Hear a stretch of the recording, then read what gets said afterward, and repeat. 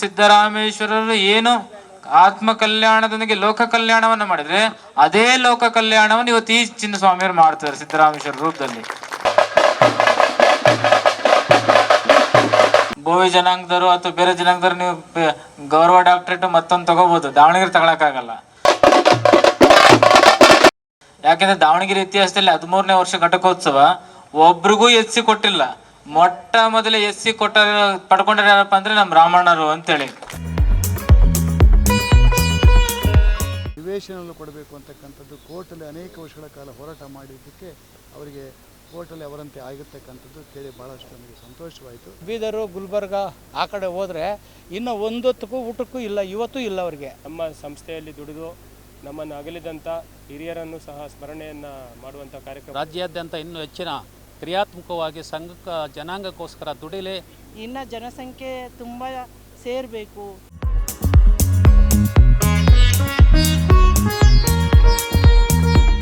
ಕಾಯಕ ಯೋಗಿ, ಶ್ರಮಜೀವಿ, ಸಮಾಜ ಸುಧಾರಕರು ಆಗಿರುವಂತಹ, ಸಮಾಜದಲ್ಲಿ ಮೇಲು ಕೀಳಿನ ವಿರುದ್ಧ ಹೋರಾಟ ಮಾಡಿದಂತಹ ಶ್ರೀ ಶಿವಯೋಗಿ ಸಿದ್ದರಾಮೇಶ್ವರರ ಜಯಂತಿಯನ್ನ ಪ್ರತಿ ವರ್ಷ ಜನವರಿಯ ತಿಂಗಳಿನಲ್ಲಿ ರಾಜ್ಯದಾದ್ಯಂತ ಆಚರಿಸಲಾಗುತ್ತದೆ. ರಾಜ್ಯ ಸರ್ಕಾರದಿಂದಲೂ ಕೂಡ ಸಿದ್ದರಾಮೇಶ್ವರರ ಜಯಂತಿಯನ್ನ ಆಚರಿಸಲಾಗುತ್ತದೆ. ಆ ಒಂದು ಕಾಯಕ ಯೋಗಿ ಸಿದ್ದರಾಮೇಶ್ವರರ ಜಯಂತಿಯನ್ನ ಬೆಂಗಳೂರು ಹೊರವಲಯ ಆನೇಕಲ್ ತಾಲೂಕಿನ ಹೆಬ್ಬಗೋಡಿ ನಗರಸಭೆಯ ಸಂಪಿಗೆ ನಗರದಲ್ಲಿ ಆಯೋಜಿಸಲಾಗಿತ್ತು. ಬಾಗಲಕೋಟೆಯ ಇಮ್ಮಡಿ ಸಿದ್ದರಾಮೇಶ್ವರರು ಈ ಒಂದು ಕಾರ್ಯಕ್ರಮದಲ್ಲಿ ಮುಖ್ಯ ಅತಿಥಿಗಳಾಗಿ ಆಗಮಿಸಿದ್ದರು.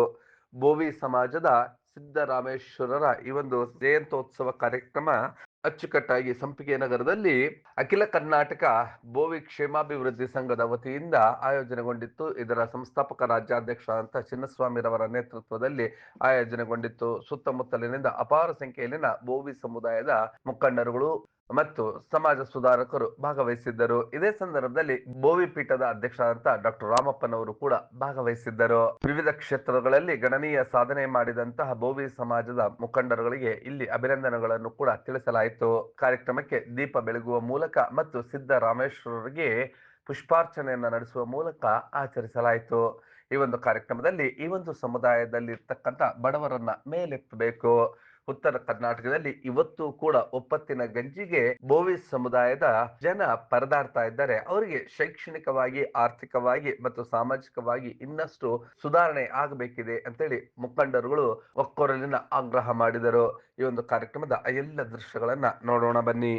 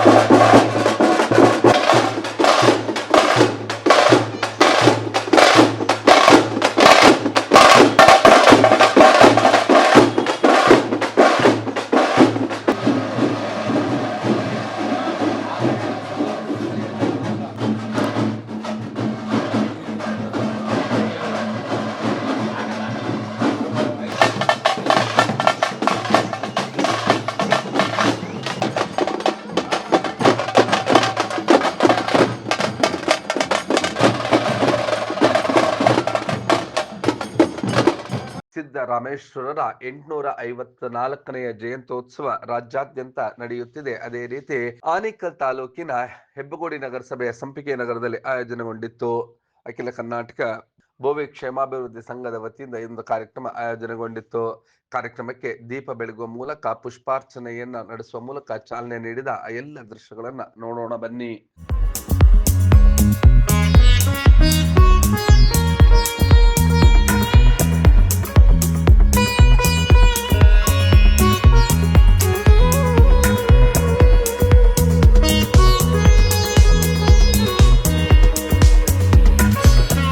ಹಾಗೆ ಈ ಒಂದು ಸಂದರ್ಭದಲ್ಲಿ ವಿವಿಧ ಕ್ಷೇತ್ರಗಳಲ್ಲಿ ಸಾಧನೆ ಮಾಡಿದಂತ ಬೋವಿ ಸಮುದಾಯದ ಮುಖಂಡರುಗಳಿಗೆ ಸನ್ಮಾನವನ್ನ ನಡೆಸಿದ್ದು ಹೀಗೆ.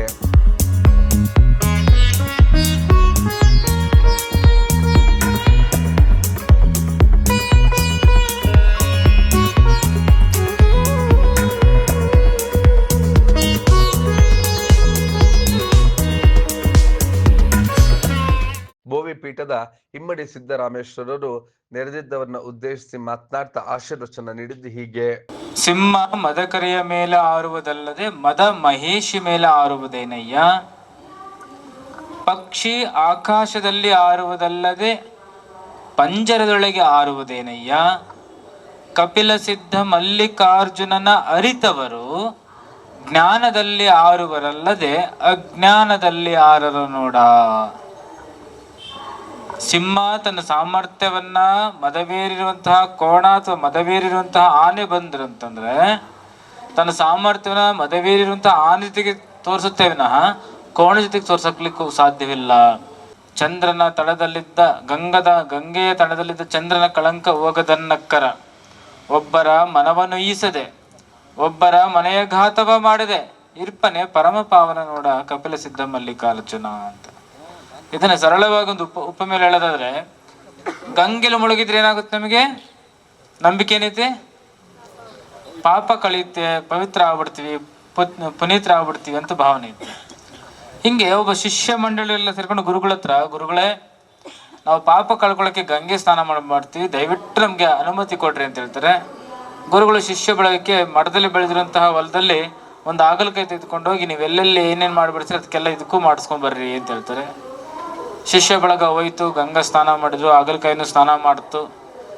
ಕಾಶಿ ವಿಶ್ವನಾಥ ಹೋದ್ರು, ದರ್ಶನ ಮಾಡ್ಕೊಂಡ್ರು, ಅದಕ್ಕೂ ಕೂಡ ಮುಡಿಸ್ಕೊಂತ ಕರ್ಕೊಂಡ್ಬಂದ್ರು. ಕಾಶಿ ಅನ್ನಪೂರ್ಣೇಶ್ವರಿ ಹೋದ್ರು, ಪ್ರಸಾದ ಸ್ವೀಕಾರ ಮಾಡಿದ್ರು, ಇದಕ್ಕೊಂದೆರಡು ನೈವೇದ್ಯ ಮಾಡ್ಕೊಂಡ್ರು, ಸೀದಾ ಬಂದ್ರು. ಗುರುಗಳ ಹತ್ರ ಬಹಳ ಖುಷಿಯಿಂದ ಹೇಳ್ತಿದ್ರೆ, ಗುರುಗಳೇ ನಾವೆಲ್ಲ ಪಾಪ ಕಳ್ಕೊಂಡ್ಬಿಟ್ವಿ, ಎಲ್ಲ ಕರ್ಮ ಕಳ್ಕೊಂಡ್ಬಿಟ್ವಿ, ಗಂಗಾ ಸ್ನಾನ ಮಾಡ್ಬಿಟ್ವಿ ಅಂತೇಳಿ. ಬಹಳ ಸಂತೋಷಪ್ಪ, ನನ್ನ ಶಿಷ್ಯರು ಪಾಪವನ್ನು ಕಳ್ಕೊಂಡಿರಿ ಅಂತಂದ್ರೆ ಅದಕ್ಕಿಂತ ಸೌಭಾಗ್ಯ ನನಗೆ ಇನ್ನೇನಿದೆ ಅಂತೇಳಿ. ಮತ್ತೆ ನೀವು ಹೋಗುವಾಗ ಮಠದಿಂದ ಇನ್ನೇ ತಗೊಂಡೋಗಿದ್ರಲ್ಲ ಅಂತ ಹೇಳ್ತಾರೆ. ಗುರುಳು ಆಗಲಕಾಯಿ ನಾವೆಲ್ಲಿ ಗಂಗಾ ಸ್ನಾನ ಮಾಡಿವಿ ಅದಕ್ಕೂ ಸ್ನಾನ ಮಾಡಿಸಿವಿ, ಎಲ್ಲಿ ದರ್ಶನವನ್ನ ಮಾಡಿದ್ರು ಕಾಶಿಗೆ ಅದಕ್ಕೂ ದರ್ಶನ ಮಾಡಿಸಿವಿ, ಎಲ್ಲಿ ನಾವು ಪ್ರಸಾದವನ್ನು ಸ್ವೀಕಾರ ಮಾಡಿದ್ವಿ ಅದಕ್ಕೂ ನೈವೇದ್ಯವನ್ನ ಮಾಡಿದ್ವಿ, ಈಗ ನಮ್ಮ ಜೊತೆಯಲ್ಲಿದೆ ಅದು ಆಗಲಕಾಯಿ ಅಂತೇಳಿ. ಹಾಗಾದ್ರೆ ಅದು ಆಗಲಕಾಯಿನ ಸ್ವೀಕಾರ ಮಾಡ್ರಿ ಅಂತೇಳಿ ಗುರುಗಳು ಹೇಳ್ತಾರೆ. ಹಾಗಲಕಾಯಿ ತಿಂದ್ರೆ ಹೆಂಗಿರುತ್ತೆ ರೀ? ಬಹಳ ಸಿಹಿ ಇರುತ್ತಲ್ಲ, ಹೆಂಗಿರುತ್ತೆ ಹೌದಲ್ಲ? ಶಿಷ್ಯ ಗುರುಗಳು ಹೇಳಿದ್ರು ಅಂತೇಳಿ ತಿಂದ್ರು, ಕಹಿ ಆಯ್ತು, ಮಗ ಕಳ ಅಂತಿದ್ದಲ್ಲ, ಸ್ವಲ್ಪ ಮಗ ಮುದ್ರಕೊಳ್ತದೆ ಹಿಂಗೆ. ಕಹಿ ತಿಂದ ತಕ್ಷಣ ಹೆಂಗಾಗತ್ತೆ ಮಕ್ಕಳ ಮುಖ, ಯಪ್ಪ ಇದೇನು ಹಿಂಗೈತಿ ಅಂತೇಳಿ. ಸ್ವೀಕಾರ ಮಾಡ್ರಿ ಅಂತೇಳಿ ಗುರುಗಳು ಹೇಳ್ತಾರೆ. ಮತ್ತೆ 2ನೇ ತುತ್ತನ ತಗೊಳ್ತಾರೆ, ಸ್ವೀಕಾರ ಮಾಡ್ರಿ, 3ನೇ ತುತ್ತು ತಗೊಳ್ತಾರೆ, 4ನೇ ತುತ್ತಿಗೆ ಗುರುಗಳೇ ಸಾಧ್ಯವಿಲ್ಲ ಇದನ್ನ ತಿನ್ಲಿಕ್ಕೆ, ಬಹಳ ಕಾಳುಕೂಟ ವಿಷ ಇದ್ದಂಗೆ ಐತಿ, ಇದನ್ನೆಲ್ಲ ತಿನ್ಲಿಕ್ಕಾಗತ್ತೆ, ಇದನ್ನ ಪೂರ್ಣಗೊಳಿಸ್ಲಿಕ್ಕೆ ಆಗಲ್ಲ ಅಂತ ಹೇಳ್ತಾರೆ. ಆಗ ಗುರುಗಳು ಹೇಳ್ತಾರೆ, ಗಂಗೆಲು ಮುಳುಗಿದ್ರೆ ನಿಮ್ಮ ಪಾಪ ಕಳೆಯುತ್ತೆ ಅನ್ನೋದಾದ್ರೆ ಈಗ ಮತ್ತೆ ಕಹಿಯ ಕಳಿಲಿಲ್ಲ, ಇಲ್ಲಿ ಆಗಲಕಾಯಿದು ಅಂತ ಕೇಳ್ತಾರೆ. ನಂಬಿಕೆ ಇರಬೇಕು, ಮೂಢನಂಬಿಕೆ ಇರಬಾರ್ದು. ಗಂಗೆಯಲ್ಲಿ ಸ್ನಾನ ಮಾಡಿದ ತಕ್ಷಣ ಪಾಪ ಕಳೆಯುತ್ತೆ ಅಂತಲ್ಲ, ಗಂಗಾ ಸ್ನಾನ ಮಾಡಿದ್ನಿ ಇನ್ನು ಮೇಲೆ ಪಾಪ ಮಾಡ್ದಂಗೆ ಬದುಕ್ತೀನಿ ಅಂತ ನೀನು ಶಪಥ ಮಾಡಬೇಕು ಅಂತ ಹೇಳಿ. ಇವತ್ತಾದ್ರೂ ನಾನೊಂದು ಕಾಲಘಟ್ಟಕ್ಕೆ ಬಂದಿದ್ದೀನಿ, ಕಾಶಿನಂತಹ ಪುಣ್ಯಕ್ಷೇತ್ರ, ಧರ್ಮಕ್ಷೇತ್ರ, ತೀರ್ಥಕ್ಷೇತ್ರಕ್ಕೆ ಬಂದಿದ್ದೀನಿ, ವಿಶ್ವನಾಥನ ದರ್ಶನವನ್ನು ಮಾಡಿದ್ದೀನಿ, ಅದಕ್ಕೆಲ್ಲ ಸಾಕ್ಷಿಯಾಗಿ ಗಂಗಾ ಸ್ನಾನ ಮಾಡಿದ್ದೀನಿ. ಇವತ್ತಿನಿಂದ ಪಾಪ ಮಾಡಲ್ಲ ಅಂತಂದ್ರೆ ಅದು ಬದಲಾವಣೆಯ ಘಟ್ಟ ಆಗುತ್ತೆ ವಿನಃ ನೀನು ಒಬ್ಬರ ಮನಸ್ಸಿಗೆ ನೋವು ಮಾಡಿ, ಒಬ್ಬರ ಮನೆಯನ್ನು ಹಾಳು ಮಾಡಿ, ಅಭಿನವ ಶ್ರೀಶೈಲವನ್ನಾಗಿ ಮಾಡಿದ್ರು. ಹಿಂಗೆ ಹೇಳಿದ್ರೆ ನಿಮ್ಗೆ ಅರ್ಥ ಆಗಲ್ಲ. ಎಸ್ ಎಂ ಕೃಷ್ಣ ಗೊತ್ತ ನಿಮ್ಗೆಲ್ಲ? ಯಾರು ಗೊತ್ತೈತೆ? ಕೈ ಎತ್ತರಿ. ಅವ್ರ ಕಾಲಾವಧಿಯ ಭಾಷಣ ಕೇಳಿರೇನು? ಮಾತೆತ್ತಿದ್ರೆ ಎಸ್ ಎಂ ಕೃಷ್ಣ ಮಾತಾಡೋರು, ಬೆಂಗಳೂರು ಏನ್ ಮಾಡ್ತೀನಿ ಅಂತ ಅನ್ನೋರು, ಸಿಂಗಾಪುರ ಮಾಡ್ತೀನಿ ಅನ್ನೋರು. ಇದು ಅರ್ಥ ಆಗ್ಬಿಡುತ್ತೆ ನಿಮ್ಗೆ. ಸಿಂಗಾಪುರ ಅಂತಂತಂದ್ರೆ ಜಗತ್ತಿನ ಅವತ್ತಿನ ಕಾಲದಲ್ಲಿ ಅತ್ಯಂತ ಹೈಟೆಕ್ ಸಿಟಿ.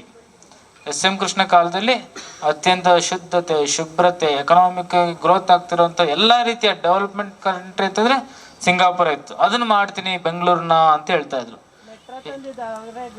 ಆಯ್ತು, ಇನ್ನೂ ಅರ್ಥ ತರಲ್ಲ ಅವ್ರು. ಈಗ ಅವರೆಲ್ಲ ಅವರ ಶಿಷ್ಯರು ತರಲ್ಲ ಅದನ್ನೆಲ್ಲ. ಸಂತೋಷ. ನಮ್ಮೂರು ತಾನೇ ಅಭಿವೃದ್ಧಿ ಆಗ್ಬೇಕು, ನಮ್ಮ ಕ್ಯಾಪಿಟಲ್ ಸಿಟಿ ತಾನೇ ಅಭಿವೃದ್ಧಿ ಆಗೋದು. ಸಂತೋಷ. ಹೆಂಗೆ ಒಂದು ಮಾಡೆಲ್ ಅಂತ ನಾವು ನೋಡ್ತೀವಲ್ಲ, ಬಹಳ ಅಭಿವೃದ್ಧಿ ಆಗಿರುವಂಥ ನಗರ ನಮ್ಮ ನಗರ ಹಂಗಾಗ್ಲಿ ಅಂತ ಭಾವಿಸ್ತೀವಲ್ಲ, ಹಂಗೊಂದು ಮಾಡೆಲ್ ಅಂತಂದ್ರೆ ಅವತ್ತಿನ ಕಾಲದಲ್ಲಿ ಉತ್ತರ ಭಾರತದಲ್ಲಿ ಕಾಶಿ. ಸಪ್ತರ್ಷಿಂದ್ರ ಕತೆ ಕೇಳಿರೇನ? ಸಪ್ತರ್ಷಿಂದ್ರ ಯಾವ ಯುಗ? ರಾಮನಿಗಿಂತ ಮೊದಲು, ಕೃಷ್ಣನಿಗಿಂತ ಮೊದಲು. ಕೃಷ್ಣ ಯಾವ ಯುಗ? ರಾಮ ಯಾವ ಯುಗ? ಅದಕ್ಕಿಂತ ಮೊದಲು. ಹರಿಶ್ಚಂದ್ರನ ಕತೆ, ಸೂರ್ಯವಂಶಸ್ಥ ಹರಿಶ್ಚಂದ್ರನ ಕಥೆಯಲ್ಲಿ ಎಲ್ಲಿ ಸ್ಮಶಾನ ಕಾಯಕ್ಕೆ ಹೋಗಿರ್ತಾನೆ? ಕಾಶಿಗೆ ಹೋಗಿರ್ತಾನೆ, ರಾಶಿಯ ರುದ್ರಭೂಮಿಗೆ. ಹೆಂಡತಿ ಮಕ್ಕಳನ್ನ ಎಲ್ಲಿ ಮಾಡ್ತಾನೆ? ಕಾಶಿ ಸಿಟಿಯಲ್ಲಿ ಮಾಡ್ತಾನೆ, ಹೌದಲ್ಲ? ಅಂದ್ರೆ ಕಾಶಿ ಅವತ್ತಿನಿಂದನೂ ಇದೆ, ಅವತ್ತು ತುಂಬಾ ಅಪ್ಗ್ರೇಡ್ ಸಿಟಿ ಅದು. ಉತ್ತರದಲ್ಲಿ ಅದಾಯ್ತಂದ್ರೆ ದಕ್ಷಿಣದಲ್ಲಿ ಯಾವ್ದಪ್ಪ ಅಂದ್ರೆ ಶ್ರೀಶೈಲ ಅಂತೇಳಿ. ಸಿದ್ದರಾಮೇಶ್ವರ ಅವತ್ತಿನ ಕಾಲಕ್ಕೆ ಒಂದು ಕುಗ್ರಾಮ ಸೊನ್ನಲಾಪುರ, ಸೊನ್ನಲಿಗೆನ ಅಭಿನವ ಶ್ರೀಶೈಲವನ್ನಾಗಿ ಮಾಡಿದ್ರೆ ಯಾರಪ್ಪ ಅಂದ್ರೆ ಸಿದ್ದರಾಮೇಶ್ವರರು. ಎಲ್ಲಿ ಆಸ್ತಿ ಒಡೆಯೋಣ, ಎಲ್ಲಿ ಜಾಗ ಸಿಗುತ್ತೆ, ಎಲ್ಲಿ ಕಬ್ಜಾ ಮಾಡೋಣ, ಎಲ್ಲಿ ಬೋರ್ಡ್ ಹಾಕೋಣ, ಎಲ್ಲಿ ತಂತಿ ಬೇಲಿ ಹಾಕೋಣ ಅಂತಿರ್ತಾರೆ. ಒಂದು 15 ವರ್ಷ ನೋಡಿದೀನಿ ಚಿನ್ನಸ್ವಾಮಿಯವರು, ಒಂದು 15 ಎಕರೆಗೆ ಹೊಡೆದಾಡ್ತಿದ್ರೆ. ಅವ್ರ ಬೇಲಿ ಹಾಕೊಳಕಲ್ಲ, ಒಡ್ರಿಗೆಲ್ಲ ಮನೆ ಕಟ್ಟಿಸ್ಕೊಡೋಣ, ಭೋವಿ ಸಮಾಜದವ್ರಿಗೆಲ್ಲ ಜಾಗ ಮಾಡಿಸ್ಕೊಡೋಣ. ಅವತ್ತು ಸಿದ್ದರಾಮೇಶ್ವರರು ಏನು ಆತ್ಮ ಕಲ್ಯಾಣದೊಂದಿಗೆ ಲೋಕ ಕಲ್ಯಾಣವನ್ನ ಮಾಡಿದ್ರೆ, ಅದೇ ಲೋಕ ಕಲ್ಯಾಣವನ್ನು ಇವತ್ತು ಈ ಚಿನ್ನಸ್ವಾಮಿಯವರು ಮಾಡ್ತಾರೆ ಸಿದ್ದರಾಮೇಶ್ವರ ರೂಪದಲ್ಲಿ. ಇಂತಹ ಒಂದು ಸಂಘಟನೆಯನ್ನು ಕಟ್ಕೊಂಡು ಅವ್ರ ತಂಡ ಬಹಳ ಅದ್ಭುತವಾಗಿರುವಂತಹ ಕೆಲಸವನ್ನ, ಸಮಾಜಮುಖಿಯಾಗಿ ಕೆಲಸ ಮಾಡ್ತಿದೆ. ರಾಮಣ್ಣರು ಅಂತಂತಂದ್ರೆ ಬಹಳ ಸಂಕೋಚ ಸ್ವಭಾವದರು. ಸ್ವಲ್ಪ ಮಾತು ಸಿಕ್ಕರೆ ಮಾತ್ರ ನಿಷ್ಠುರ, ಮಾತಾಡ್ತಿದ್ರೆ ಬಹಳ ಸಂಕೋಚ. ನೋಡ್ರಿ ಇಲ್ಲಿ ನಿಂತಿದ್ರೆ ನೀವೆಲ್ಲ ಗಮನಿಸಿರ್ಬೇಕು. ಈಗ ಒಂದು ಉದಾಹರಣೆ ವೇದಿಕೆ ಕೊಡ್ತೀನಿ. ಎಲ್ಲ ನಾವು ನೀವೇನ್ ಮಾಡ್ತೀವಿ, ಫೋಟೋ ಹೊಡ್ಸ್ಕೊಬೇಕು, ಸ್ವಾಮೀಜಿ ಪಕ್ಕ ಹೋಗೋಣ, ಅಲ್ಲಿ ದೇವ್ರ ಪಕ್ಕ ಹೋಗೋಣ, ಫೋಟೋಕ್ ಬರ್ತೀವಿ ಅಂತೇಳಿ. ಹೂ ಹಾಕ್ಬೇಕಂತೀನಲ್ಲ, ಫೋಟೋಕ್ ಬರ್ತೀವಿ ಅಂತೇಳಿ. ಹೌದು, ನಿಜ ತಾನೇ ಇದು, ನಿಜ. ಹೂ ಯಾವಾಗ ಬೇಕಾದ್ರೆ ಹಾಕ್ಬೋದು, ಅರ್ಜೆಂಟಾಗಿ ಯಾಕೆ ನಿಂತ್ಕೊಳ್ಳೋದೆಲ್ಲ ಫೋಟೋ ಬರುತ್ತೆ ಅಂತೇಳಿ. ಇವ್ರು ಹಿಂದೆ 2ನೇ ಸಲ ಹೋಗಿ ನಿಂತ್ಕೊಂಡಿದ್ರು. ಹೋಗಿ ಕರ್ಕೊಂಬಂದೆ, ಬರಲಿ ಮುಂದೆ ಬರ್ರಿ ಅಧ್ಯಕ್ಷ ಇದ್ರಿ ನೀವು ಅಂತೇಳಿ. ಹಿಂಗೆ ಸಂಕೋಚ ಸ್ವಭಾವ. ಆದ್ರೆ ಅವರ ಗುರುತಿಸಿಕೊಳ್ಳಲು ಸಂಕೋಚ ಇರ್ಬೋದು, ಮಾಡುವ ಕೆಲಸದಲ್ಲಿ ಸಂಕೋಚ ಇಲ್ಲ. ನುಗ್ಗುತ್ತಾರೆ, ಅಂಜಲ್ಲ, ಅಳಕಿಲ್ಲ, ನುಗ್ಗುತ್ತಾರೆ. ಮೊನ್ನೆ ರಾತ್ರಿ ಮಾತಾಡಿದೆ, ಹಿಂಗ ಆಗ್ಬಿಟ್ಟೈತೆ, ನಮ್ಮ ಮಕ್ಕಳಿಗೆ ತೊಂದರೆ ಆಗ್ಬಿಡುತ್ತೆ, ನಮ್ಮ ಮಕ್ಳು ಯಾವುದೇ ಕಾರಣಕ್ಕೆ MBBS ಸೀಟ್ನ ಜನರಲ್ ಕೋಟದಲ್ಲಿ 2 ಕೋಟಿ ರೂಪಾಯಿ ಫೀಸ್ ಕಟ್ಟಿ ಹೋಗ್ಲಿಕ್ಕೆ ಸಾಧ್ಯನೇ ಇಲ್ಲ. 18 ಲಕ್ಷ ಬಂದರೂ ಕೂಡ ಅದು ಕಟ್ಲಿಕ್ಕಾಗಲ್ಲ. ಪ್ರೈವೇಟ್ ಕಾಲೇಜಲ್ಲಿ, ಗೌರ್ಮೆಂಟ್ ಕಾಲೇಜಲ್ಲಿ ಪ್ರತಿ ವರ್ಷ 50,000 ಕಟ್ಟಕ್ಕೆ ಆಗ್ತಿಲ್ಲ. ಅಂಥದ್ರಿಗೆ ಹಿಂಗೇನಾದ್ರು ಸಮಸ್ಯೆ ಆಗ್ಬಿಟ್ರೆ ಮತ್ತೆ ನಾವು ಒಂದು 20-30 ವರ್ಷ ಹಿಂದಕ್ಕೆ ಹೋಗ್ಬಿಡ್ತೀವಿ ಅಂತೇಳಿ ರಾತ್ರಿ ಮಾತಾಡಿದಾಗ 10-10:30 ಬೆಳಗ್ಗೆ ಎದ್ದು ಬುದ್ಧಿ ಹೋದ ತಕ್ಷಣ ಆಫೀಸ್ಗೆ ಹೋಗಿ ಲೆಟರ್ ರೆಡಿ ಮಾಡ್ತೀನಿ ಅಂತೇಳಿ ಅವ್ರ ಶಿಷ್ಯ ಬಳಗ, ಅವ್ರ ಮಂಡಳಿ ಎಲ್ಲ ಕರ್ಕೊಂಡು ಲೆಟರ್ ರೆಡಿ ಮಾಡಿ ತಕ್ಷಣ ಇಲಾಖೆಗೆ ಹೋಗಿ ಕೆಲಸವನ್ನ ಪರಿಪೂರ್ಣತೆ, ಫಾರ್ಮಾಲಿಟೀಸ್ ಅಲ್ಲ, ಪತ್ರ ಕೊಟ್ಟೆ ಅಂತಲ್ಲ, ಬಗೆಹರಿಸುವಂತ ಕೆಲಸವನ್ನ ನುಗ್ಗಿ ಮಾಡಿದ್ರೆ ಯಾರಪ್ಪ ಅಂದ್ರೆ ರಾಮಣ್ಣವರು ಅಂತೇಳಿ. ಅವರು ಏನೇ ಕೆಲಸ ಹಿಡಿದ್ರು ಕೂಡ ದಂಡೆ ಹತ್ಸೋ ತನಕ, ದಡ ಮುಟ್ಸೋ ತನಕ ಬಿಡೋದಿಲ್ಲ. ಅಂತಹ ಸೇವೆಗೆ, ಅಂತಹ ಸಾಮಾಜಿಕ ಸೇವೆಗೆ, ಅಂತಹ ಶೈಕ್ಷಣಿಕ ಸೇವೆಗೆ ಗುರುತಿಸಿ ದಾವಣಗೆರೆಯಲ್ಲಿ ನೀವು ಎಲ್ಲಿ ಬೇಕಾದ್ರೂ ಬೋವಿ ಜನಾಂಗದವರು ಅಥವಾ ಬೇರೆ ಜನಾಂಗದವರು ನೀವು ಗೌರವ ಡಾಕ್ಟರೇಟ್ ಮತ್ತೊಂದು ತಗೋಬಹುದು, ದಾವಣಗೆರೆ ತಗೊಳಕ್ಕಾಗಲ್ಲ. ಯಾಕೆಂದ್ರೆ ದಾವಣಗೆರೆ ಇತಿಹಾಸದಲ್ಲಿ 13ನೇ ವರ್ಷ ಘಟಕೋತ್ಸವ ಒಬ್ರಿಗೂ SC ಕೊಟ್ಟಿಲ್ಲ. ಮೊಟ್ಟ ಮೊದಲೇ SC ಪಡ್ಕೊಂಡ್ರೆ ಯಾರಪ್ಪ ಅಂದ್ರೆ ನಮ್ಮ ರಾಮಣ್ಣರು ಅಂತೇಳಿ. ಕಾರಣ, ಜಾತಿ ಮೀರಿ ಕೆಲಸವನ್ನ ಮಾಡಿದ್ರೆ ಸಹೋದರ ಜಾತಿಗಳಿಗೆ ಮೀರಿಸುವಷ್ಟು ಅವರ ಸಾಮರ್ಥ್ಯವನ್ನು ಗುರುತಿಸುವ ಕೆಲಸವನ್ನ ಇವತ್ತಿನ ವೈಸ್ ಚಾನ್ಸಲರ್ ಬಹಳ ಪ್ರಾಮಾಣಿಕವಾಗಿ ಮಾಡಿ ಕೊಟ್ಟಿದ್ರೆ. ನಿಜವಾಗ್ಲೂ ರಾಮಪ್ಪರಿಗೆ ಗೌರವ ಡಾಕ್ಟರೇಟ್ ಬಂದಿದ್ದ ರಾಮಪ್ಪರಿಗಲ್ಲ, ಅದು ಬೋವಿ ಸಮುದಾಯಕ್ಕೆ ಬಂದ ಹಾಗೆ ಅಂತೇಳಿ. ಯಾಕಂದ್ರೆ ಈ ಸಂದರ್ಭದಲ್ಲಿ ಅವರ ಅಧ್ಯಕ್ಷರಿಂದ ಇಡೀ ಸಮಾಜ ಗುರುತಿಸುತ್ತೆ, ಚರ್ಚೆ ಮಾಡುತ್ತೆ, ವಿಮರ್ಶೆ ಮಾಡುತ್ತೆ, ಯಾಕೆ ಕೊಟ್ರು, ಏನ್ ಕೆಲಸ ಮಾಡ್ರಿ ಅಂತೇಳಿ. ಅಂತಹ ಸಂದರ್ಭದಲ್ಲಿ ಇವರ ಕಾರ್ಯವೈಖರವನ್ನ, ಹಿನ್ನೋಟವನ್ನ ನಾವು ನೋಡಿದಾಗ ಓ ಇಷ್ಟೆಲ್ಲ ಕೆಲಸ ಮಾಡಿದೆ, ನಿಜವಾಗ್ಲೂ ಕೂಡ ಯಾವಾಗಲೂ ಇವರು ಅರ್ಹರಾಗಬೇಕಾಯ್ತು, ತಡವಾಯ್ತು ಅನ್ನೋಂಥದ್ದನ್ನ ಚರ್ಚೆ ಮಾಡ್ತಾರೆ. ಅಂಥವ್ರು ನಮ್ಮ ವೇದಿಕೆಯಲ್ಲಿ ಎತ್ಕೊಂಡು ನಿಜವಾಗ್ಲೂ ಅವ್ರು ಬಡತನದಿಂದ ಬಂದರೆ, ಬಡತನದಿಂದ ಬಂದಿದ್ದಕ್ಕೆ ಬಡವರ ಬಗ್ಗೆ ಅರ್ಥ ಆಗೋದು. ಮಹಾದೇವ ಅಕ್ಕ ಒಂದು ಮಾತು ಹೇಳ್ತಾರೆ, ನೊಂದವರ ನೋವ ನೊಯ್ಯದವರೆತ್ತಬಲ್ಲರು ಅಂತೇಳಿ. ನೀವು ಏನಾರ ನೋಡ್ರಿ, ಮನೆಗೆ ಜ್ವರ ಬಂದೈತೆ ನರಳ್ರಿ, ಪಕ್ಕದಾಗಿದ್ರೆ ಬೇಗ ಅರ್ಥ ಆಗಲ್ಲ. ಅವ್ರು ಜ್ವರ ಬಂದಾಗ ಗೊತ್ತಾ, ಅಯ್ಯೋ ನೀನು ಅವತ್ತು ಹೆಂಗೆ ತಡ್ಕೊಂಡಿದ್ದೆ, ನನ್ನ ಕೈಲಿ ಆಗಲಿಲ್ಲ. ನೀವೇನಾರ ಕೈ ನೋವು, ಕಾಲು ನೋವು, ಮೈ ನೋವು ಅಂತನ್ರಿ, ಹೋಗಿ ರೆಸ್ಟ್ ಮಾಡು ಅಂತಿರ್ತಾರೆ. ಅದು ಅವ್ರಿಗೆ ಬರಲಿ, ಈ ಅವತ್ತು ಹೆಂಗೆ ತಡ್ಕೊಂಡಿದ್ದೆ ನೀನು, ಇಷ್ಟು ಯಪ್ಪ ತಡ್ಕೊಳಕ್ಕಾಗಲ್ಲ ಅಂತ ಹೇಳ್ತಾರೆ. ಹಂಗೆ ರಾಮಣ್ಣರು ಬಡತನದಿಂದ ಬಂದಿದ್ದಕ್ಕೆ, ನೊಂದ ಕುಟುಂಬದಿಂದ ಬಂದಿದ್ದಕ್ಕೆ, ನೊಂದ ಗ್ರಾಮದಿಂದ ಬಂದಿದ್ದಕ್ಕೆ, ಕುಗ್ರಾಮದಿಂದ ಬಂದಿದ್ದಕ್ಕೆ ಕಟ್ಟ ಕಡೆಯ ವ್ಯಕ್ತಿಯ ನೋವು ಗೊತ್ತಾಗುತ್ತೆ ಅವ್ರಿಗೆ. ಅದಕ್ಕೆ ಮಾತೆತ್ತಿದ್ರೆ ಬಡವರು ಯಾರಿದ್ದಾರೆ, ನಿಜವಾದ ಬಡವ್ರಿಗೆ ಹೋಗುತ್ತಾ ಅಂತೇಳಿ ಕೆಲಸವನ್ನ ಮಾಡ್ತಾರೆ. ಇಂಥವ್ರು ನಮ್ಗೆ ಬೇಕಾಗಿದ್ದು, ನಮ್ಮ ನಿಗಮಕ್ಕೆ ಅಧ್ಯಕ್ಷರು ಇಂಥವ್ರು ಬೇಕಾಗಿದ್ದು. ನಿಮಗೆ ಬಹಳ ಸ್ಫುಟವಾಗಿ ಹೇಳಿದ್ರೆ ಅರ್ಥ ಆಯ್ತಿಲ್ಲ ಗೊತ್ತಿಲ್ಲ. ನೀವು ಅರ್ಜಿ ಹಾಕಿದ ತಕ್ಷಣ ನಿಮ್ಗೇನು ಸ್ಯಾಂಕ್ಷನ್ ಮಾಡ್ತಾರಂತಲ್ಲ, ನೀವು ನಿಜವಾಗ್ಲೂ ಬಡವ್ರು ಹೌದಲ್ಲ ಅಂದ್ರೆ ಅವ್ರದ್ದೇ ಒಂದು ಇಂಟೆಲಿಜೆನ್ಸಿ ಟೀಮ್ ಮಾಡ್ಕೊಂಡಿದ್ದಾರೆ. ಅವ್ರು ಕಳಿಸಿ ಮನೆ ಅಂತದ್ ಕಟ್ಟಿದ್ದಾರೆ, ಮೈ ಮೇಲೆ ಎಷ್ಟು ಬಂಗಾರ ಹಾಕೊಂಡಿದ್ದಾರೆ, ಬಟ್ಟೆ ಯಾವ್ದು ರೇಷ್ಮೆ ಬಟ್ಟೆ ಹಾಕಂತಾರ, ಖಾದಿ ಬಟ್ಟೆ ಹಾಕಂತಾರ, ಅರ್ಧಿರ ಬಟ್ಟೆ ಹಾಕಂತಾರ, ಎಲ್ಲ ಚೆಕ್ ಮಾಡಿ ಆ ರಿಪೋರ್ಟ್ ಅಲ್ಲಿ ಬಂತು ಅಂದ್ರೆ ಅವ್ರು ಆಮೇಲೆ ಸ್ಯಾಂಕ್ಷನ್ ಲೆಟರ್ ಕಳಿಸ್ತಾರೆ. ಹಂಗೆ ನಿಜವಾಗ್ಲೂ ಕೂಡ ಬಡವರ ಬಗ್ಗೆ, ಕಟ್ಟ ಕಡೆಯ ವ್ಯಕ್ತಿ ಬಗ್ಗೆ ಆಲೋಚನೆ ಇಟ್ಕೊಂಡು ಕೆಲಸ ಮಾಡ್ತಂಥ ನಿಗಮದ ಅಧ್ಯಕ್ಷರು ಈ ವೇದಿಕೆಯಲ್ಲಿ ಬಂದಿರೋಂಥದ್ದು ಬಹಳ ಸಂತೋಷ. ನಮ್ಮ ಹಿರಿಯೂರು ಮಹಾಂತೇಶ್ ನನಗೆ ಸುಮಾರು ವರ್ಷಗಳ ಪರಿಚಯ. ಮಹಾಂತೇಶ್ ಅಷ್ಟೇ, ನಾವು ಒಂದು ಮಾತು ಹೇಳ್ತಿರ್ತೀವಿ, ಇವತ್ತು ಎಜುಕೇಶನ್ ಏನಾಗ್ಬಿಟ್ಟಿದೆ ಅಂತಂದ್ರೆ ಓದಿದ ತಕ್ಷಣ ನೌಕರಿ ಬೇಕು ಅಂತ ಹೇಳ್ತಾರೆ. ಯಾರು ಕೇಳ್ರಿ, ಒಬ್ಬ ದಡ್ಡ ಕೆಲಸ ಮಾಡ್ತಿರ್ತಾನೆ, ಏನ್ ಮಾಡ್ತಿದ್ದಪ್ಪ, ಏನೋ ಕೂಲಿನೋ ಏನೋ ಅದು ಇದು ಏನೋ ಒಂದು ಹೇಳ್ತಾನೆ. ಅದು ಓದಿರ ಕೇಳ್ರಿ, ಕೆಲಸ ಎಲ್ಲ ಸ್ವಾಮಿ ಹುಡುಕ್ತಿದ್ದೀನಿ ಅಂತ ಹೇಳ್ತಾನೆ. ಇಬ್ರು ಸಮಾನ ವಯಸ್ಸಿಕರೇ. ಓದಿರ ಏನೋ ಒಂದು ಕೆಲಸ ಮಾಡ್ತಿರ್ತಾನೆ, ಓದಿರನ ಇನ್ನು ಕೆಲಸ ಮಾಡ್ತಿರಲ್ಲ, ಹುಡುಕ್ತಾನೆ ಇರ್ತಾನವ.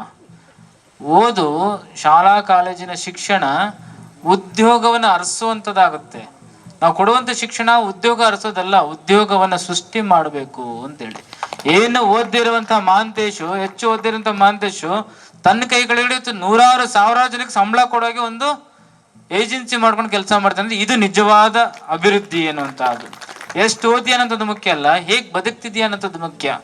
ತಾನು ಬದುಕೋದ್ರ ಮೂಲಕವಾಗಿ ನೂರಾರು ಬಡ ಕುಟುಂಬಗಳಿಗೆ ಬದುಕನ್ನು ಕಟ್ಕೊಡುವಂಥ ಕೆಲಸವನ್ನ ಮಾಡಿದ್ರೆ ನಮ್ಮ ಡಾಕ್ಟರ್ ಗಂಗಾಧರ್, ನಾನು ರಾಮಣ್ಣರಿಗೆ ಹೇಳ್ತಾ ಇದ್ದೆ, 32 ಜನ ಪ್ರೊಫೆಸರ್ಗಳು ಅವ್ರು ಆಯ್ಕೆ ಆಗಿದ್ದು ಅವ್ರ ಟೀಮಲ್ಲಿ.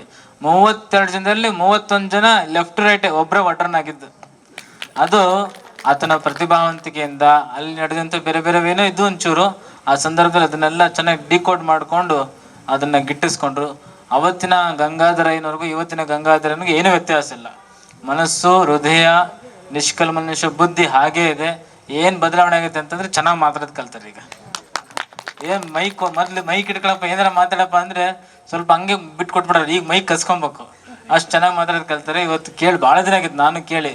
ಬರೇ ಕೆಲಸ ಮಾಡ್ತಿರ್ತಾರೆ, ಎಲ್ಲ ಮೇಲೆ ಕಾಯಿ ಥರ ಕೆಲಸ ಮಾಡ್ತಿರ್ತಾರೆ. ಅವರು ಬಂದು ಈ ವೇದಿಕೆನ ಗುರುತಿಸ್ಕೊಂಡಿರ್ತದೆ. ಹೀಗೆ ನನ್ಗೆ ಎಲ್ಲರ ಬಗ್ಗೆನೂ ಗೊತ್ತು, ಹೇಳ್ತಾ ಹೋದ್ರೆ ಇನ್ನೊಂದು ತ್ಯಾಸ ಆಗುತ್ತೆ. ನಮ್ಮ ನರೇಂದ್ರ ಹೇಳಿದ್ದಲ್ಲ ಆಗ್ಲೇ ಕುಂತಾಗ, ನರೇಂದ್ರ ಏನಪ್ಪಾ ಅಂತಂದ್ರೆ ಒಂಥರ ಲೆಕ್ಕಪತ್ರ ಮನುಷ್ಯ ಇದ್ದಂಗೆ. ಯಮಧರ್ಮರಾಯದಲ್ಲಿ ಯಾರು ಇರ್ತಾರಲ್ಲ, ಚಂದ್ರಗುಪ್ತ ಇದ್ದಂಗೆ, ಪಕ್ಕ ಲೆಕ್ಕ ಯಾವ ಕಾರಣಕ್ಕೂ ಮಿಸ್ ಹೊಡೆಯಂಗಿಲ್ಲ. ಆ ಲೆಕ್ಕ ಹೆಂಗಿರುತ್ತೆ ಅಂತಂದ್ರೆ ಎಲ್ಲ ವಾಟ್ಸಪ್ಗೆ ಹಾಕ್ತಾರೆ, ಈ ಲೆಕ್ಕ ಕೊಡ ಅಂತ ಯಾರು ಕೇಳಂಗಿಲ್ಲ. ಕಳಿಸ್ಬಿಡೇನಪ್ಪ ಮತ್ತೆ ನಾಳೆ ಹೋಗಿ ನೀನು ಜಗಳಾಡೋಣ ಅನ್ನಂಗೆ. ಅಷ್ಟು ಪಾರದರ್ಶಕವಾಗಿ ಇಟ್ಕೊಂಡು ಕೆಲಸವನ್ನು ಮಾಡ್ಕೊತಿದ್ದಾರೆ. ನಮ್ಮ ಚೇತು ಅವ್ರ ತಂದೆ MLA ಯೋಗ ಆಗ್ಬೇಕಾಗಿತ್ತು. ಚೇತಿಗಿರೋ ಸ್ವಲ್ಪ ಯುವ ಜನರೇಷನ್ ಬುದ್ಧಿ ಅವ್ರ ತಂದೆಗೆ ಇದ್ಬಿಟ್ರೆ MLA ಆಗ್ಬಿಡ್ರನ್ನ. ಸ್ವಲ್ಪ ಜನರೇಷನ್ ಗ್ಯಾಪ್, ಇದು ಎಲೆಕ್ಷನ್ ರೀತಿ ನೀತಿ ಬೇರೆದು.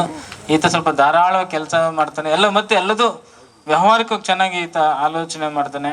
ವಿಶೇಷವಾಗಿ ಇಡೀ ಬೆಂಗಳೂರಿನಲ್ಲಿ ತನ್ನದಾಗಿರೋಂಥ ಪ್ರಾಡಕ್ಟ್ ಹೋಟೆಲ್ ಇಟ್ಕೊಂಡು ಕೆಲಸ ಒಂದು ಮಾಡ್ತಾನೆ. ನಾವು ಅವಾಗ ಎಲ್ಲ ಸೇರ್ಕೊಂಡಾಗ ಸಣ್ಣ ಊಟಕ್ಕೆ ತರ್ಸ್ಕೊಂಡು ದೊಡ್ಡ ಊಟ ತರ್ಸ್ಕೊಂಡಂತೆ ಅವ್ರದೇ ಹೋಟ್ಲ್ ತರ್ಸ್ಕೊಂತಿರ್ತೀವಿ. ಆಂಧ್ರ ಮಿಲ್ಸ್ ಅಂತ ಏನೋ ಸಿಗುತ್ತೆ, ಒಂದು ಊಟ ತರ್ಸ್ಕೊಂಡ್ರೆ ಸಾಕು 10 ಜನ ಊಟ ಮಾಡ್ಬೋದು. ಅಷ್ಟು ಇಡೀ ಬೆಂಗಳೂರಿಗೆ ಅನ್ನದಾತ ಆಗಿ ಕೆಲಸ ಮಾಡ್ತಿದ್ದಾನೆ. ನಮ್ಮ ತುಳಸಿರಾಮು, ನಮ್ಮ ಎಲ್ಲರೂ ಈ ಕಡೆ ಕೃಷ್ಣ ಅಲ್ಲಿದ್ದಾನೆ, ಅವನು ಭಾಳ ಚೆನ್ನಾಗಿ ಕೆಲಸ ಮಾಡ್ಕೊಂಡು ಬರ್ತಿದ್ದಾರೆ.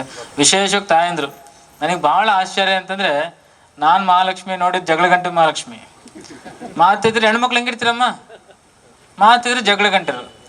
ಒಂದು ಸ್ವಭಾವ ಇರುತ್ತೆ, ಅದನ್ನ ನಾವು ಪರಿವರ್ತನೆ ಮಾಡಬೇಕು. ಜಗಳ ಗಂಟೆ ಅಂತ ಅನ್ನೋದಕ್ಕೂ ಸಂಘರ್ಷ ಅನ್ನೋದಕ್ಕೂ ವ್ಯತ್ಯಾಸ ಇರುತ್ತೆ. ಈ ಜಗಳ ಗಂಟೆನೆಲ್ಲ ಸಂಘರ್ಷದ ದಾದಿ ತೋರಿಸ್ತಾರೆ ನಮ್ಮ ಚಿನ್ನಸ್ವಾಮಿ ಅವರು. ಹೆಣ್ಣು ಮಕ್ಳು ಕರ್ಕೊಂಡು ಹಿಂಗೆ ಜಗಳ ಆಡೋದಲ್ಲ, ಕೂಲು ಹಿಡ್ಕೊಂಡು ಜಗಳ ಆಡೋದಲ್ಲ, ಹೊಡೆದಾಡೋದಲ್ಲ. ಸಮಾಜಕ್ಕೋಸ್ಕರ ಧ್ವನಿ ಎತ್ರಿ, ಬಿದ್ದವರ ಪರವಾಗಿ ಧ್ವನಿ ಎತ್ರಿ. ನಿಮ್ಮ ಸ್ವಾರ್ಥಕ್ಕೋಸ್ಕರ ನೀವು ಹೋರಾಟ ಮಾಡೋ ಬದಲಿ, ನಿಮ್ಮ ಪರವಾಗಿ ನೀವು ಧ್ವನಿ ಮಾಡೋ ಬದಲಿ ಸಮಾಜಕ್ಕೋಸ್ಕರ ಮಾಡ್ರಿ. ನೀವು ಅವಾಗ ಸಮಾಜಕ್ಕೆ ದೊಡ್ಡ ವ್ಯಕ್ತಿ ಆಗ್ತಾರೆ, ಗುರುತಿಸ್ತೀರ ಅಂತ ಅವರು ಚೆನ್ನಾಗಿ ಹೇಳ್ಕೊಟ್ರೆ. ಅದಕ್ಕೆ ನಮ್ಮೆಲ್ಲ ಹೆಣ್ಮಕ್ಳು ಬೇಜಾರು ಮಾಡ್ಕೊಂಬಿಡ್ರಿ. ಜಗಳ ಗಂಟೆ ಅಂತಂದ್ರೆ ವ್ಯತ್ಯಾಸ ಐತೆ. ಸಂಘರ್ಷಕ್ಕೆ ಆದಿ ಹಿಡ್ದಿದ್ರೆ ಮತ್ತೆ ನಿಮ್ಮ ಮೂಲಕ ಹೋಗಿ ಎಷ್ಟೋ ಕೆಲಸ. ಇವತ್ತು ಮಹಾಲಕ್ಷ್ಮಿ ದಾವಣಗೆರೆ ಅಂತಂದ್ರೆ ಎಷ್ಟೋ ಹೋಗಿ ಅವ್ರ ಪಕ್ಕ ಇವ್ರ ಪರವಾಗಿ ಅಲ್ಲಿ ಹೋಗಿ ಆ ಕಚೇರಿ ಈ ಕಚೇರಿ ಜಗಳಾಡಿ ಏನೋ ಒಂದು ಸ್ವಲ್ಪ ನ್ಯಾಯ ಕೊಡಿಸುವಂಥ ಕೆಲಸವನ್ನು ಮಾಡ್ತಾರೆ. ಇಂಥ ಗುರುತಿಸುವ ಕೆಲಸವನ್ನ ನಮ್ಮ ಚಿನ್ನಸ್ವಾಮಿಯವರು ಮಾಡಿದರೆ ಎಲ್ಲ ತಾಯಂದಿರಿಗೂ, ಎಲ್ಲ ಯುವಕರಿಗೂ, ಎಲ್ಲ ಮಹಾನ್ಯರಿಗೂ ವಿಶೇಷವಾದಂಥ ಧನ್ಯವಾದಗಳು ತಲುಪಿಸ್ತಾ, ನಮ್ಮ ಕಳವಂಚಿ ವೆಂಕಟೇಶ್ ಬಗ್ಗೆ ಹೇಳಿದ್ರೆ ಮತ್ತೆ ಅಪೂರ್ಣ ಆಗ್ಬಿಡುತ್ತೆ. ಅವ್ರಿಗೆ ಹೈದರಾಬಾದು ಬೆಂಗಳೂರು ಅಂತಂದ್ರೆ ಈ ಅಕ್ಕಪಕ್ಕ ಮನೆ ಇದ್ದಂಗೆ. ಯಾವಾಗ ಹೈದರಾಬಾದಿಗೆ ಇರ್ತಾನೋ, ಯಾವಾಗ ಬೆಂಗಳೂರಿಗೆ ಇರ್ತಾನೋ ನನಗೆ ಆಶ್ಚರ್ಯ ಆಗ್ತಿರ್ತೈತಿ. ಅಲ್ಲೂ ಸಂಘಟನೆ ಕೆಲಸವನ್ನು ಮಾಡ್ತಾರೆ, ಇಲ್ಲೂ ಸಂಘಟನೆ ಕೆಲಸ ಮಾಡ್ತಾರೆ. ಒಂದು ವಿಶೇಷ ವ್ಯಕ್ತಿತ್ವ ಕಳವಂಚಿ ವೆಂಕಟೇಶ್ ಅಂತಂದ್ರೆ ಅಜಾತ ಶತ್ರು. ಎಲ್ಲರ ಜೊತೆಗೆ ಚೆನ್ನಾಗಿದ್ದಾರೆ. ಈಗ ನಿಮ್ಗೆ ಯಾರಿಗಾರು ಆಗಲ್ಲ ಅಂತ ಬಿಡ್ತಾರಲ್ಲ, ಅವ್ರ ಜೊತೆಗೆ ಯಾರು ಚೆನ್ನಾಗಿರ್ತಾರೆ ಅವರೇ ಚೆನ್ನಾಗಿರ್ತಾರೆ. ನಿಮ್ಮ ಜೊತೆಗೆ ಯಾರು ಚೆನ್ನಾಗಿ ಅವರೇ ಚೆನ್ನಾಗಿರ್ತಾರೆ. ಅಂದ್ರೆ ಎಲ್ಲರ ಜೊತೆಗೆ ವಿಶ್ವಾಸ, ಸೌಹಾರ್ದ ಗುಣ ಯಾರನ್ನ ನೋಡಿ ಕಲಿಯಬಹುದು ಅಂತಂದ್ರೆ ನಮ್ಮ ಕಳವಂಚಿ ವೆಂಕಟೇಶ್ವರ ಮೂಲಕ ನಾವು ಕಲಿಯಬಹುದು ಅಂತದನ್ನ ತಿಳಿಸ್ತಾ,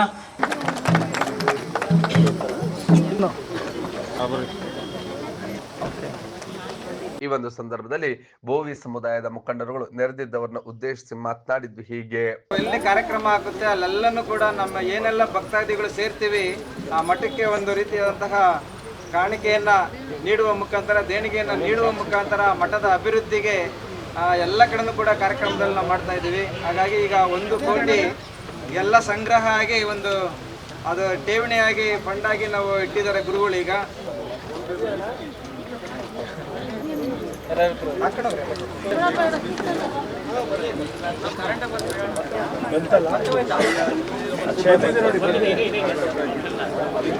ಸ್ಥಾನವನ್ನು ಪಡಿಬೇಕು ಅಂತ ಹಂಬಲಿಸ್ಕೊಂಡು ಹೋದಾಗ ಅದು ನನ್ನ ಕೈಗೆ ದಕ್ಕಲಿಲ್ಲ.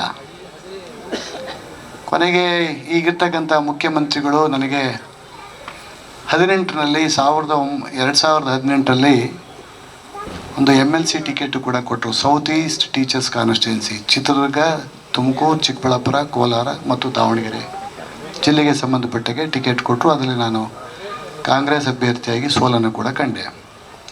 ಯಾವ ಸಂದರ್ಭದಲ್ಲೂ ಕೂಡ ನಾನು ಪಕ್ಷವನ್ನು ಬಿಡಲಿಕ್ಕೆ ಯೋಚನೆ ಮಾಡಲೇ ಇಲ್ಲ. ಭಾಳಷ್ಟು ಜನ ಹೇಳಿದರು ನಮ್ಮ ಪಕ್ಷ ಯಾವ ಕಾರಣಕ್ಕೂ ಕೂಡ ಪಕ್ಷ ಬದಲಾವಣೆ ಮಾಡ್ತಕ್ಕಂಥ ಅವಶ್ಯಕತೆ ನನಗಿಲ್ಲ ಅಂಥೇಳಿ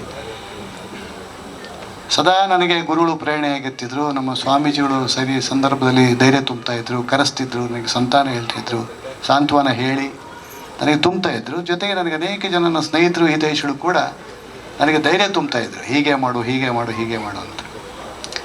ಕೊನೆಗೆ ಅದು ಅನಿರೀಕ್ಷಿತವಂತ ನಾನೇನು ನಿರೀಕ್ಷೆ ಮಾಡದೇ ಇರತಕ್ಕಂಥ ಈ ಹುದ್ದೆ, ಯಾಕೆಂದರೆ ಬೇರೆಯವರು ಯಾರೊಬ್ಬರು ಇದ್ದರು, ಅದು ತಕ್ಷಣಕ್ಕೆ ಯಾವುದೋ ಕೆಲವು ಕಾರಣಗಳಿಂದ ಖಾಲಿ ಆಯಿತು. ಅದರ ನಂತರ ನಮ್ಮ ಜಿಲ್ಲೆಯ ಮಂತ್ರಿಗಳು ಮತ್ತು ಶಾಸಕರು ಸಹಕರಿಸಿ ಅದರ ಗುರುಗಳ ಒಂದು ಆಶೀರ್ವಾದದಿಂದ ಈ ಒಂದು ಸ್ಥಾನ ಆಯಿತು. ಭಾಳ ಜನ ಹೇಳ್ತಾರೆ ನಾನು ಭಾರಿ ಪೈಪೋಟಿಯಾಗಿದ್ದೆ ನಿಮಗೆ ಅಂತ. ನನಗೆ ಯಾರೂ ಪೈಪೋಟಿ ಅಲ್ಲ, ನಾನು ಯಾರಿಗೂ ಪೈಪೋಟಿ ಅಲ್ಲ.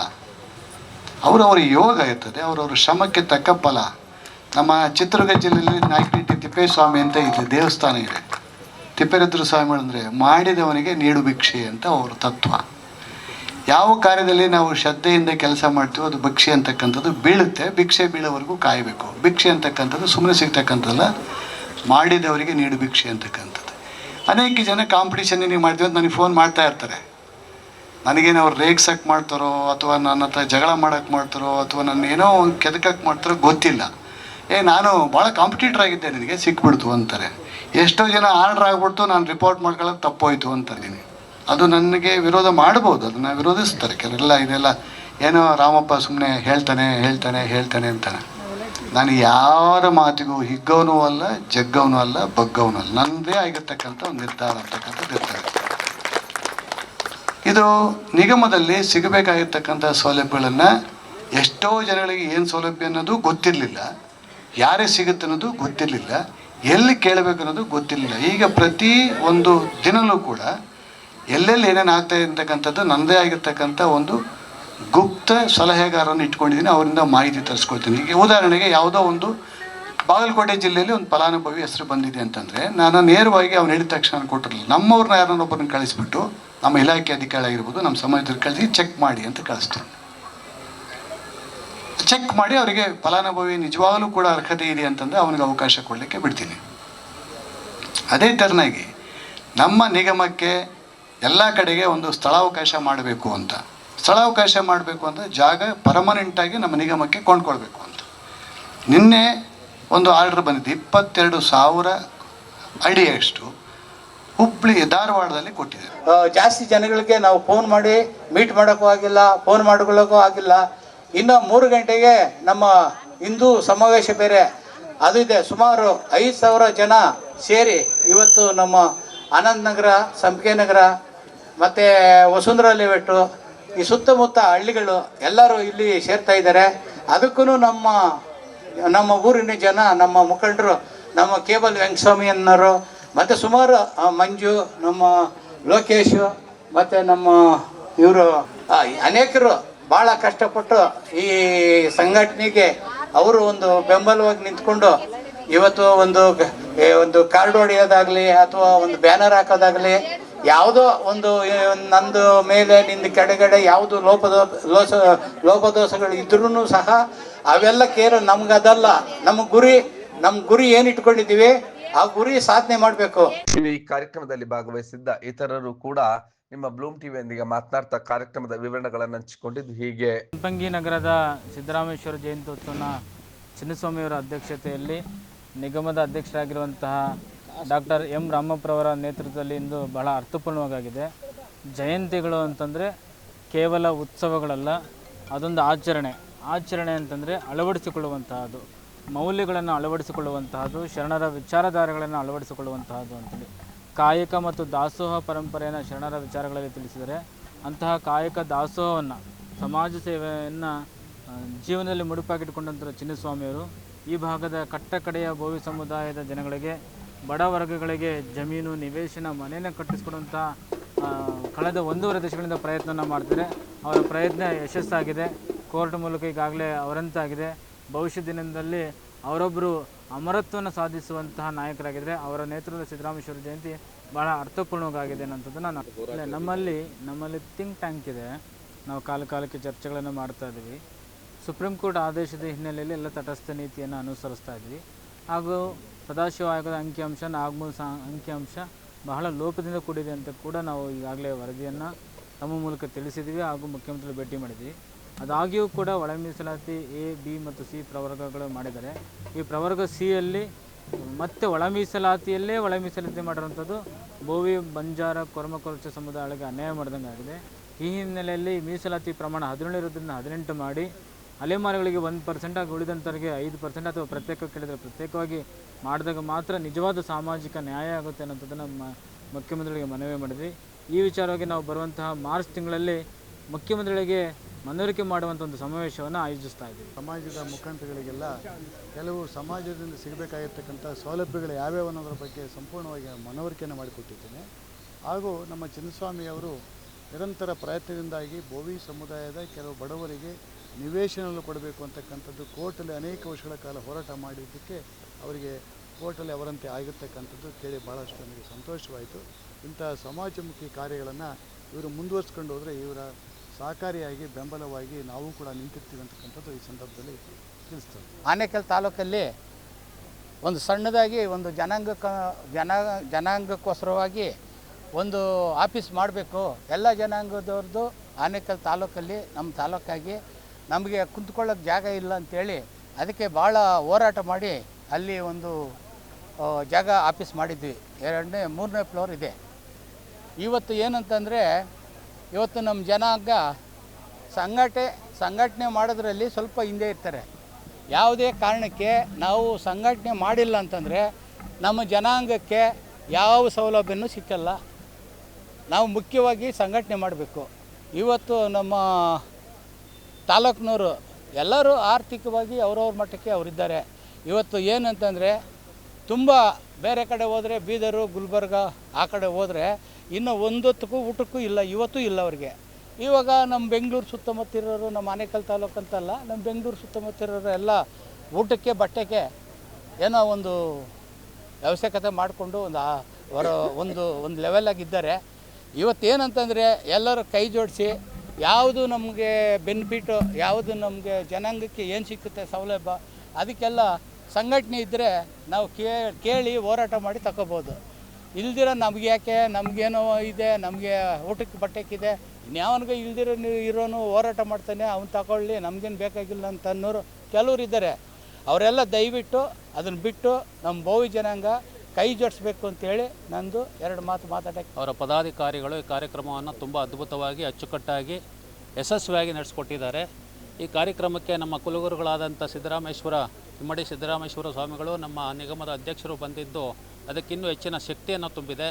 ಇನ್ನು ಮುಂದಿನ ದಿನಗಳಲ್ಲಿ ಸಂಘಟನೆ ರಾಜ್ಯಾದ್ಯಂತ ಇನ್ನೂ ಹೆಚ್ಚಿನ ಕ್ರಿಯಾತ್ಮಕವಾಗಿ ಜನಾಂಗಕ್ಕೋಸ್ಕರ ದುಡಿಲಿ, ನಮ್ಮ ಅಣ್ಣನವರಿಗೆ ಇನ್ನೂ ಆಯಸ್ಸು ಆರೋಗ್ಯವನ್ನು ಕೊಡಲಿ, ಅವರ ಮುಖಾಂತರ ಈ ಸಂಘಟನೆ ಚೆನ್ನಾಗಿ ಬೆಳೀಲಿ, ಜನಾಂಗಕ್ಕೆ ಒಳ್ಳೆಯದಾಗಲಿ ಅಂತೇಳಿ ನಮ್ಮ ಸಂಸ್ಥೆಯಲ್ಲಿ ದುಡಿದು ನಮ್ಮನ್ನು ಅಗಲಿದಂಥ ಹಿರಿಯರನ್ನು ಸಹ ಸ್ಮರಣೆಯನ್ನು ಮಾಡುವಂಥ ಕಾರ್ಯಕ್ರಮವನ್ನು ಹಮ್ಮಿಕೊಂಡಿದ್ದು, ಈ ಕಾರ್ಯಕ್ರಮದಲ್ಲಿ ಎಲ್ಲರನ್ನೂ ಗೌರವಪೂರ್ವಕವಾಗಿ ನಡೆಸ್ಕೊಂಡಿದ್ದೇವೆ ಅನ್ನೋದನ್ನು ಹೇಳ್ತಾ, ಮುಂದಿನ ದಿನಗಳಲ್ಲಿ ನಮ್ಮ ಜನಾಂಗ ಹೆಚ್ಚಿನ ರೀತಿಯಲ್ಲಿ ಒಂದಾಗಿ ಒಗ್ಗಟ್ಟಾಗಿ ವಿದ್ಯಾಭ್ಯಾಸದಲ್ಲಾಗಲಿ ಇನ್ನೊಂದಾಗಲಿ ಆರ್ಥಿಕವಾಗಲಿ ಎಲ್ಲ ರೀತಿಯಲ್ಲೂ ಮುಂದುವರಿಬೇಕಂತ ಆಶಿಸಿದ ಆ ವಿಚಾರವಾಗಿ ನಾವು ಹೋರಾಟಕ್ಕೆ ಸದಾ ಸಿದ್ಧ ಇರ್ತೇವೆ. ನಮ್ಮ ಸಂಘದ ಅಧ್ಯಕ್ಷರಾದಂತಹ ಡಾಕ್ಟರ್ ಎಸ್ ಚಿನ್ನಸ್ವಾಮಿ ಅವರ ಒಂದು ನೇತೃತ್ವದಲ್ಲಿ ಬಹಳ ವಿಜೃಂಭಣೆಯಿಂದ ನಾವೆಲ್ಲ ಸೇರಿ ಆಚರಣೆ ಮಾಡ್ತೀವಿ.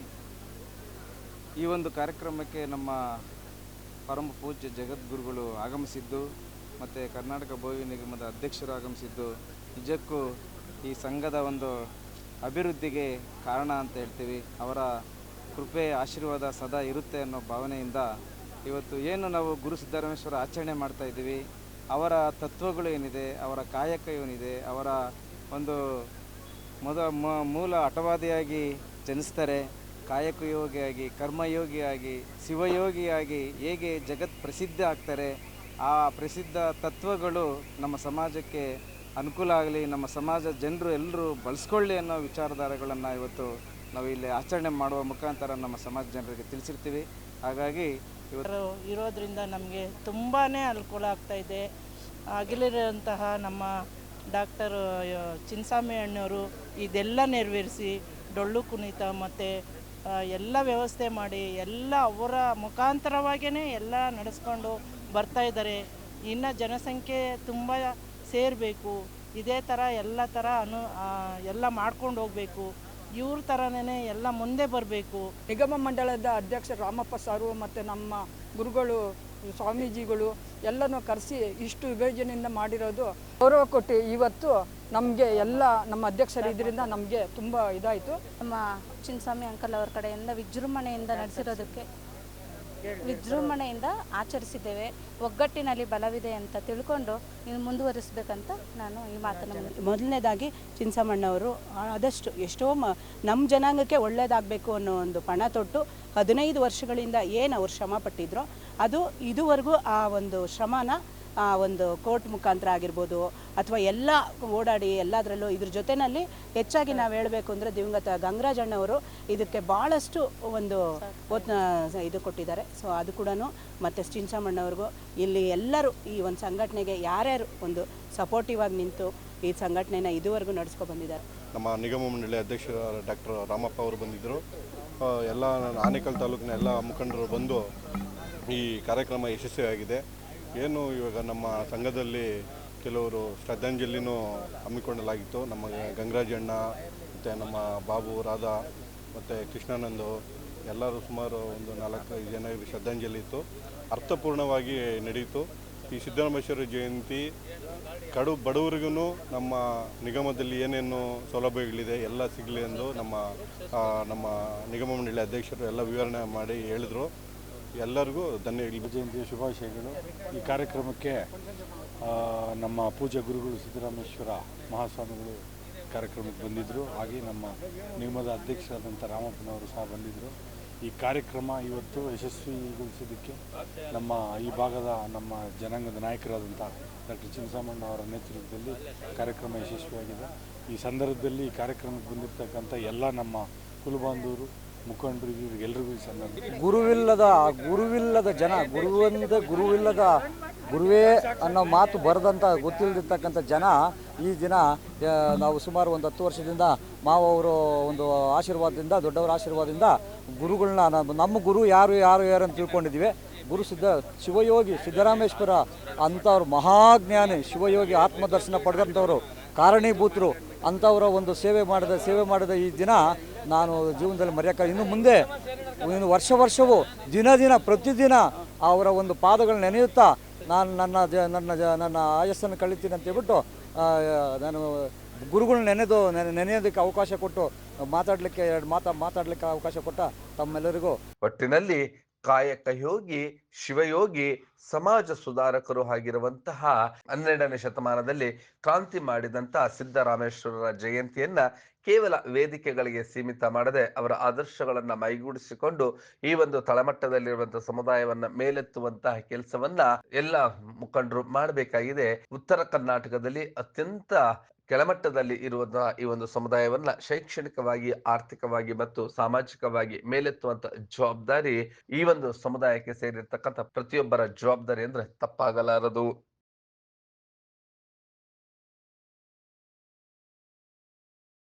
ನೀವು ಈ ಕೂಡ ಎಲ್ಲ ನಮ್ಮ ಚಾನಲ್ಗೆ ಸಬ್ಸ್ಕ್ರೈಬ್ ಆಗಿಲ್ಲ ಅಂದರೆ ಸಬ್ಸ್ಕ್ರೈಬ್ ಬಟನನ್ನು ಕ್ಲಿಕ್ ಮಾಡಿ, ಪಕ್ಕದಲ್ಲಿರೋ ಬೆಲ್ ಐಕನನ್ನು ಕ್ಲಿಕ್ ಮಾಡಿ. ನಾವು ಅಪ್ಲೋಡ್ ಮಾಡುವಂತಹ ವೀಡಿಯೋಸ್ ನಿಮಗೆ ನೋಟಿಫಿಕೇಶನ್ ಬರುತ್ತೆ.